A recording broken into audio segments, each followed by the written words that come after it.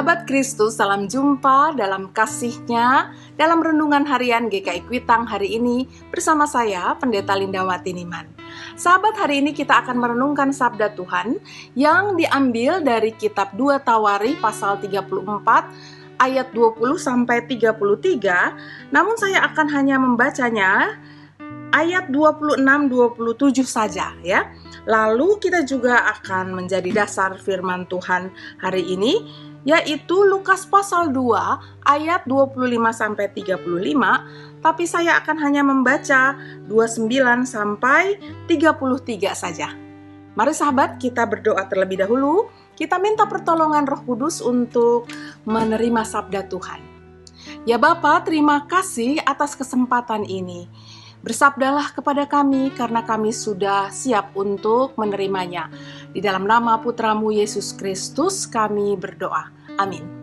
Sahabat, inilah firman Tuhan yang diambil dari 2 Tawarikh pasal 34 ayat 26 sampai 27, 26 dan 27. Tetapi kepada Raja Yehuda yang telah mengutus kamu untuk meminta petunjuk Tuhan, haruslah kamu katakan demikian. Beginilah firman Tuhan, Allah Israel mengenai perkataan yang telah kau dengar itu. Karena engkau telah menyesal dan merendahkan diri di hadapan Allah ketika mendengar firman-Nya terhadap tempat ini dan penduduknya. Dan karena engkau sudah merendahkan diri di hadapanku, mengoyak pakaianmu dan menangis di hadapanku, maka aku pun telah mendengarnya. Demikianlah sabda Tuhan. Dan Lukas pasal 2 ayat 29 sampai 32. Sekarang Tuhan, biarkanlah hamba-Mu ini pergi dalam damai sesuai dengan firman-Mu. Sebab mataku telah melihat keselamatan yang datang daripadamu, yang telah Engkau sediakan di hadapan segala bangsa, yaitu terang yang menjadi pernyataanmu bagi bangsa-bangsa lain dan menjadi kemuliaan bagi umat-Mu Israel. Demikianlah firman Tuhan. Yang berbahagia ialah tiap orang yang suka mendengarkan dan yang memelihara dalam hidupnya sehari-hari. Sahabat Kristus, dulu ketika anak saya masih kecil, saya membuatkan lagu untuk membuat mereka suka mandi. Kami bernyanyi bersama-sama sebelum mandi atau sepanjang saat mereka mandi. Demikian bunyinya. Mandi, mandi, ayo kita mandi, mandi, mandi, mandi tiap hari, supaya badanku bersih, ku mandi tiap hari. Supaya badanku bersih, ku pakai sabun wangi. Mandi, mandi, mandi tiap hari. Mandi, mandi, ayo kita mandi. Mandi, mandi, mandi tiap hari. Supaya gigiku bersih, ku gosok-gosok gigi. Mandi, mandi, tubuh jadi bersih. Nah, sahabat, bukankah memang kita harus membersihkan tubuh secara berkala ya. Selain jika tubuh kotor lalu badan jadi tidak nyaman, namun juga jika kita membiarkan tubuh kotor, maka kita akan terkena berbagai penyakit. Ketika kecil, orang tua melatih kita dengan berbagai macam cara, selain dengan nyanyian, mungkin juga dengan teriakan, David mandi, Andrea mandi, Arka mandi, Abi mandi.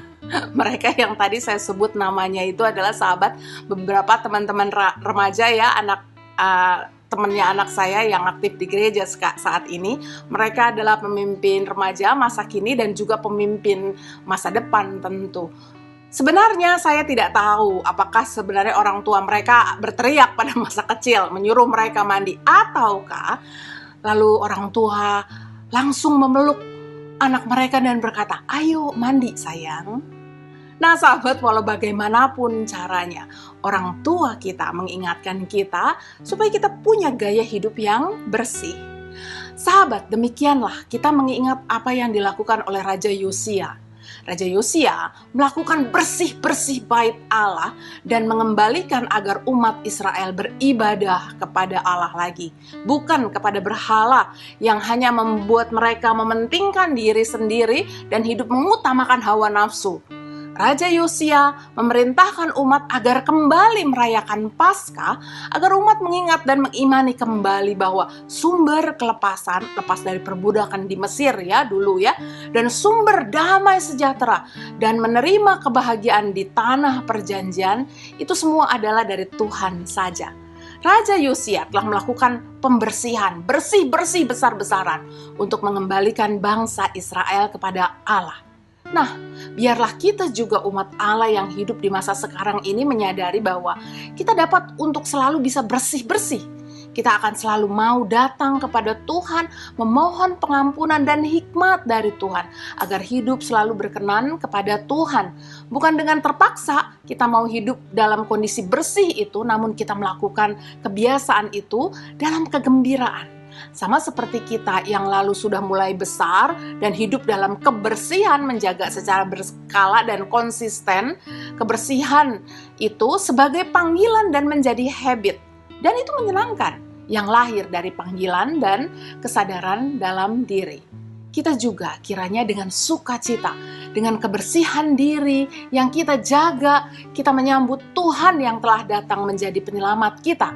Bayangkanlah sahabat, betapa bahagianya Simeon pada waktu itu yang selama itu telah hidup melakukan panggilannya, menanti-nantikan Sang Mesias, bahkan sampai dalam kondisi buta sekalipun ia tetap menanti-nantikannya. Dan betapa bersukacitanya Simeon ketika menyambut Tuhan yang ia harapkan hadir. Kini sungguh-sungguh hadir dalam kehidupannya.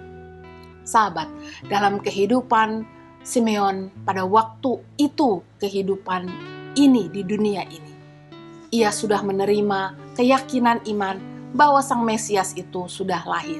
Nah, sahabat, kita pun sebagai umat Allah patut bersukacita selalu karena Tuhan Allah yang Maha Besar, yang berkuasa atas seluruh alam raya ini telah turun ke dalam dunia menjadi manusia, menjadi materi di dunia ini, tubuh. Tempat kita sungguh-sungguh mengalami kebesaran dan kuasanya bukan dari atas sana saja, namun ia sudah datang ke sini, di sini. Karena Allah telah bersama kita di sini, di dunia ini. Itulah makna sebenarnya dari homoousion. Tuhan yang hadir di dalam dunia ini. Tuhan Allah yang sama, yang besar sudah hadir di dalam dunia ini. Pengharapan kita kepada Allah bukan pengharapan kosong, namun pengharapan nyata di dunia ini. Allah yang Maha Besar itu sudah hadir di dunia ini, dalam kehidupan di dunia ini. Sahabat, dengan itu marilah kita terus-menerus menjaga diri kita agar tetap bersih. Dengan sukacita kita melakukannya, dengan ketaatan kepadanya, mengasihi Dia, mengasihi sesama manusia, dan selalu bersih-bersih. Tuhan menolong kita. Mari kita berdoa. Ya Tuhan, terima kasih karena Engkau selalu memberi kesempatan kami untuk bersih-bersih. Biarlah Tuhan kami selalu hidup dalam permohonan pengampunan dari Tuhan dan terus berusaha untuk taat dan setia kepada Tuhan. Karena kami percaya Tuhan sudah hadir bersama-sama dengan kami, Tuhan menggandeng tangan kami, Tuhan menerima kami dan terus menuntun kami dalam kehidupan tidak hanya nanti, tapi juga sekarang dan di sini. Terima kasih Tuhan, inilah kami.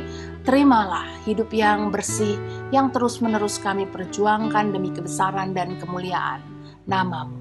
Dalam nama Kristus Yesus kami berdoa. Amin. Sahabat, sampai jumpa. Tuhan memberkati.